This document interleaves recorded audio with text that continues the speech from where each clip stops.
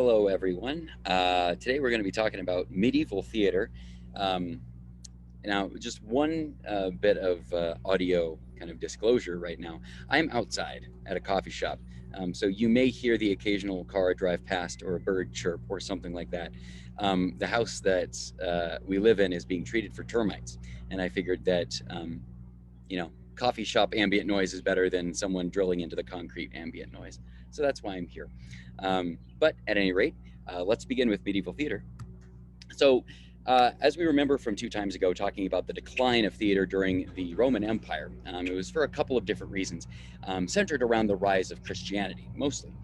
Because at the beginning, in the Roman world, Christians were pilloried in the plays at the time. And then as the Christian community rose to ascendance, especially with like Emperor Constantine and in the later years, um, the fact that drama came from the ludi secular the games, right, that were of a nominally of a pagan origin. The Christians didn't like that, and besides, they made fun of them. So why would they like them anyway? And so it declined in popularity. But you can't snuff out theater completely, right? At the later parts of the Roman Empire, there were essentially kind of traveling, uh, not circus per se, but traveling almost like minstrel shows, right? Bands of actors, right? And those still occurred out in the provinces. And again, at this time, like Rome, it didn't just kind of collapse in itself; it very, very much fractured, right? And so a lot of different parts of the Roman Empire, as the central Rome wasn't able to defend them, they kind of took matters into their own hands and started defending themselves and building kind of defensive hierarchies and that kind of thing, all along what is today Europe. And so that is kind of the origins of feudalism, right? Where the economic life of a community was very kind of localized, right? Centered on, providing for a lord, right? And in exchange, they would provide, security and laws and that sort of thing. And so there were traveling bands of actors performing short plays in the later Roman Empire, and that continued into the medieval period, right? These minstrel shows were called mimi or joculatores or histriones. Um, uh, Histriones related more to like histrionic or theatrical rather than like histories. There were clowns, mimes, and because it's theater, right? There were parodies of church and political figures. Again, these were successors to the Roman traveling provincial mime companies. These minstrel shows. Also, in the medieval world, were mummers shows, right? From the German word of mumma, meaning silence or closed lips, right? It's where also mime comes from too, right? So they were silent, masked peasants in colorful dress, arrived at the Lord's manor, presented gifts, danced, and then left, right? And over time, these dances became, they started to have some story and narrative and that sort of thing. And then in the 1400s, right, kind of the medieval, the Middle Ages, right, May Day celebrations. Now, May Day, it is um, a kind of a feast celebrating spring and rebirth, right? Um, you know, yeah, and there's kind of those kind of springtime rebirth celebrations all over the world because that's a very common thing. Easter kind of co-opted that a little bit. But during the May Day celebrations, a man would dress up as Robin Hood when celebrating May Day, and even though it wasn't necessarily a play per se, or like with dialogue or plot, this person would still take on the persona. Right, it would still be a character even if it wasn't a plot, and preside kind of over the ceremonies. And short plays were performed in honor of Robin Hood, the Lord of May. Um, and similar to when we talked about ancient Greek theater, right, the Dionysian dithyramb, right, these like dance choral odes, right. There were people who were wearing essentially like artificial phalluses, right, because Dionysus was the god of having a good time, and so that seemed to be apropos. But in the medieval period, right, they would dance around this maypole, who, it's a big thing sticking out of the ground. It was reminiscent of the phallic nature of Dionysian dithyrambs. Now, this picture, it's of the Mummers Parade in Philadelphia, right? And it is in many ways a a carrying on of the same kinds of things that mummers did, or in the medieval period, what they did. Now, in this parade in Philadelphia, different kind of trade groups, right? Craftsmen, right? They would have, like the plumbers would have their, floats and parade and this kind of thing. Carpenters would have theirs, teamsters would have theirs, right? And it was just very colorful, rowdy, and very visual, right? Just kind of parade and having a good time in the city of Philly. Now, those were like the secular, non-church origins of medieval drama, but just as we've seen throughout, Rome, Greece, and later on we'll talk about everywhere else, there were religious origins of drama as well, right? So even though there weren't like secular plays being performed in Rome itself, still, telling stories in church that can be, theatrical, right? The first bit of theater-ish type of thing that we see in the medieval period is something called the QQ trope. Now, a trope, it's a short biblical passage that is set to music, right? Telling the story of something that happened. It was this QQ trope. It stands for quem quaeritus, means who do you seek, whom do you seek, and it was performed, per se, during Easter liturgy. Now, in the Christian tradition, Easter is a story of, Jesus dying to redeem people and then being raised from the dead, right? And in that whole story, there is blood, death, torture, divine intervention, arguing, betrayal, right? It's a very theatrical story, right? And if we think about, and I'll talk a little bit about this later, but in the medieval period, literacy went way down compared to the Roman Empire, right? In Rome, most citizens were literate, but in the medieval period, they weren't.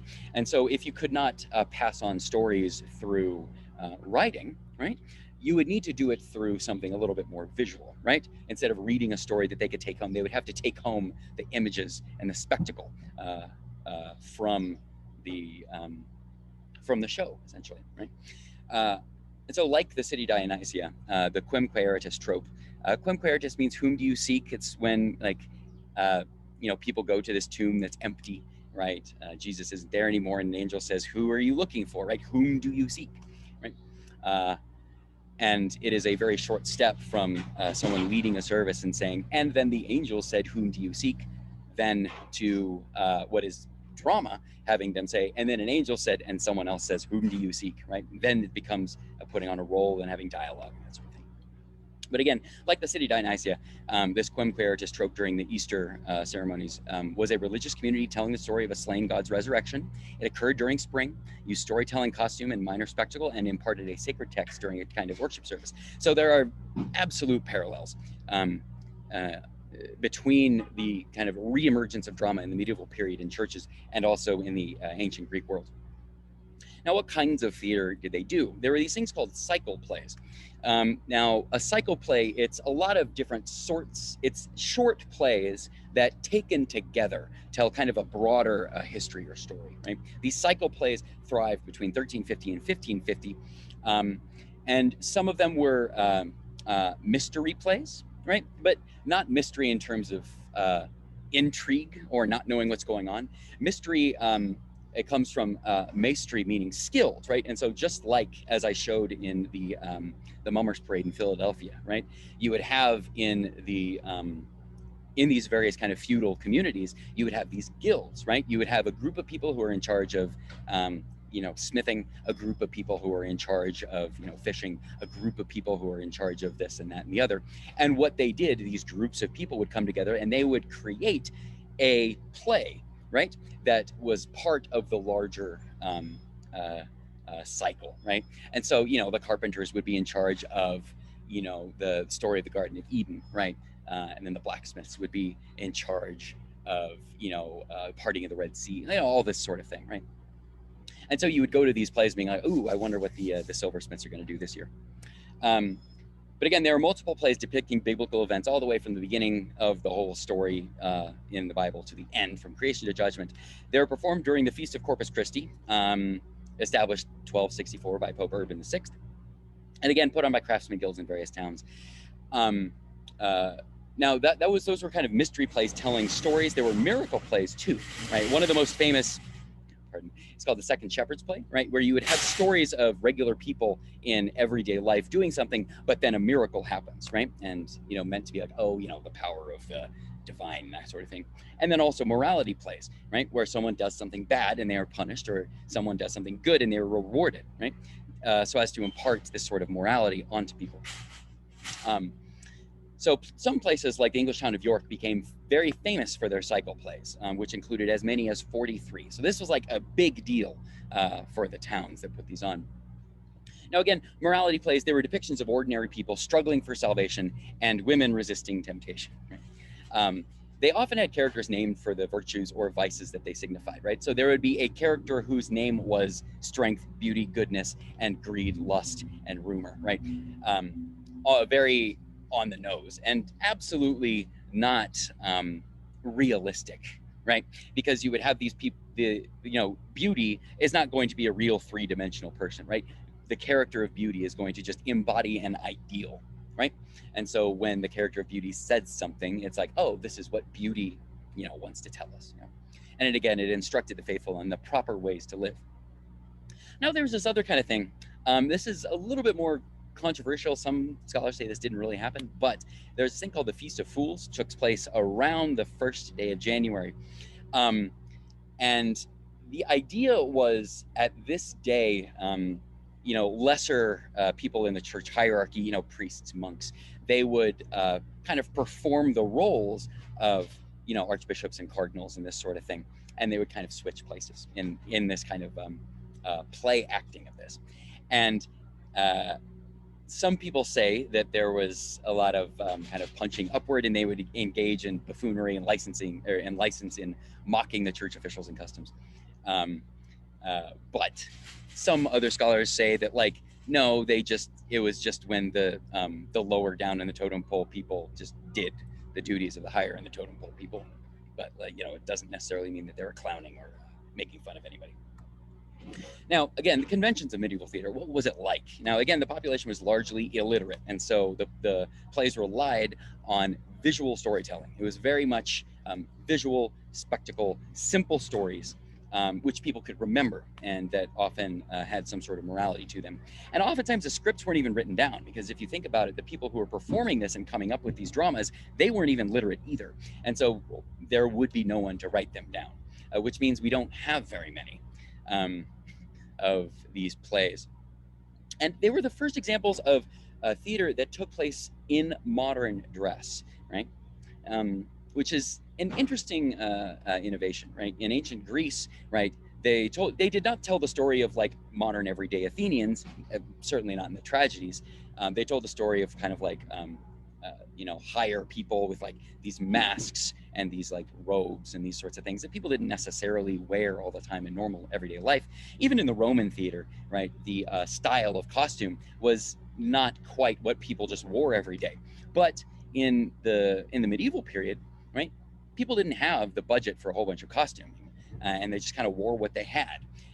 And the modern dress, it was meant to make theater immediate and accessible, because the idea was to tell these morality plays about people very much like the people in the audience, right? And so the more that you could identify with them, oh, that person looks just like me, I go to the same cobbler for my shoes or whatever, it made it more accessible. Now, there's this concept of illumination, right? That you take abstract concepts and you make them visual and literal, right? And so an example would be like if there is a saintly character, right? Instead of just getting that they were saintly by how they acted and how they spoke, you'd actually have a literal physical halo that was attached above their head just to make it abundantly visually clear what they are and what they represent. Or you could use a large rosette window to represent God's eye, right? A lot of these abstractions were literalized and visualized in the medieval theater, right? And these plays, they combined comedy, spectacle, morality, mundane, and supernatural, because most of them were trying to impart some sort of real kind of moral message, but you also had to keep people's attention, right? So you kind of combined everything together. And again, these liturgical dramas were performed by just normal, everyday people, not professionals. They, did other things with their time, but just normal people. Now, the physical stages themselves, there are these things called pageant wagons, which were kind of stages on wheels. Oftentimes, farm carts or wagons whose beds were the stage were kind of, gussied up a little bit to be these stages. There is a booth stage, right? A raised platform with a little curtain backdrop. Sometimes you put them on kegs. And noticing these, right, there were the temporariness, the ephemeral quality of these stages meant that they were going to be built for this show and then torn down. And the reason, of course, being that these plays were not performed all of the time, right? They were performed during specific ceremonies and festivals, right? So you can almost think of it like a carnival coming into town, setting up a stage for someone to perform and then tearing it down, right? There could be a simultaneous stage, which is a large, enormous stage where liturgical dramas were performed containing like little houses, which represented like locations that these like stories would weave through. Jerusalem, God's throne, hell, which is we're going to talk about in a second, and the temple. Or you could have it in a round, right? Where you would have, instead of kind of more like a proscenium, right? Where the stages were flat, you would have them in the round. And so you would have the audience in the middle, not necessarily everyone seeing one play. You could go see, this story, this biblical story. You could go here and see this morality play. You could go here and see this mystery play, right? Wherever you wanted to. And they were perhaps, based upon the ancient orchestra, right? Where the audience really did more surround this kind of central area. And they often took place around old Roman legion encampments. Because the Roman legions, they were a lot of things. One of the things that they were very good builders, and they knew how to encamp themselves. So they stuck around. Now, the most interesting little house, right, in many of these kind of rounds or simultaneous stages was the Hellmouth, right? It was the physical embodiment of the entrance to hell. It was often the most complex scenic element, right? Because hell is visually interesting, right? Often looked like the grotesque face of a devil. And one of the Hellmouths in Belgium took 17 people to operate, right? Because there were various pulleys, bellows, fires, lighting, sound, scenic movement, right? Everything in this Hellmouth.